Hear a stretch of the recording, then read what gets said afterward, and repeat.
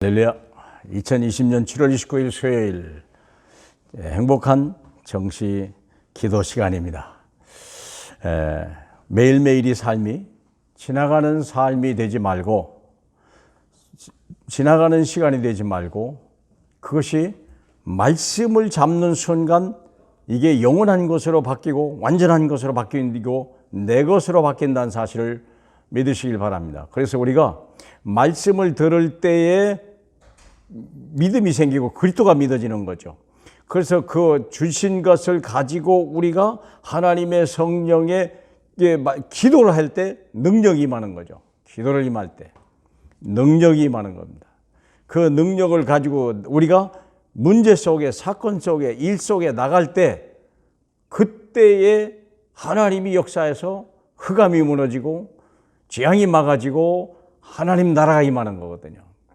그렇기 때문에 말씀과 기도와 전도를 쉬면 안 돼요. 그것이 우리 삶의 모든 거예요. 학생들이나 직장인이나 우리가 나이가 들은 사람도 쉬고 있을지라도 항상 모세가 80 나이인데도요, 그는 말씀을 가지고 있었고 늘 산에 있으면서 양을 치면서도 기도를 쉬지 않았고, 하나님의 때가 될 때 하나님의 능력이 그 지팡이가 능력의 지팡이로 바뀌어버렸다는 사실입니다. 그러므로 말씀과 기도와 전도가 쉬면 안 돼요. 그래서 우리가 뭘 왜냐? 예수 그리스도를 자꾸 말씀이요, 그걸 들을 때 믿음이 생기는 거예요. 그렇죠? 그러면 사실은 내게 완전한 하나님 나라가 임하고 그때부터 능력이 나타나요. 그러므로 우리는 기도를 쉬지 말아야 돼요. 이제 우리가 정말 할 게 뭐냐면 오직 예수, 오직 하나님 나라, 오직 성령, 성삼위가 완전한 하나님의 축복이고 완전한 하나님의 방법입니다. 더 이상 뭘 넣거나 뺄 수가 없습니다.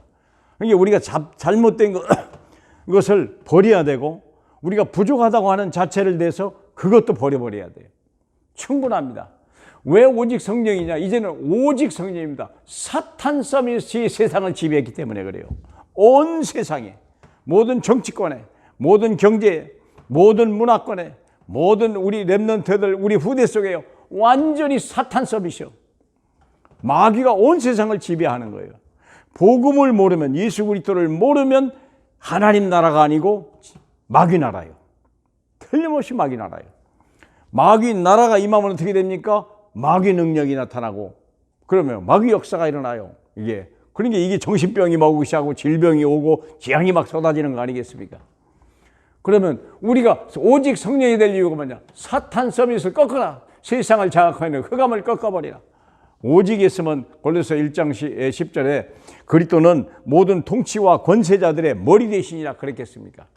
사탄이 들어오는 12가지 통로가 있어요. 꼭 아셔야 돼요. 창세기 3장 나중심, 창세기 6장 육신 중심, 창세기 11장 성공 중심, 또 사도행전 13장 점술, 모속, 잘못된 문화, 이게 다 있어요. 이게 사도행전 13장 16장 19절 이렇게 돼 있어요.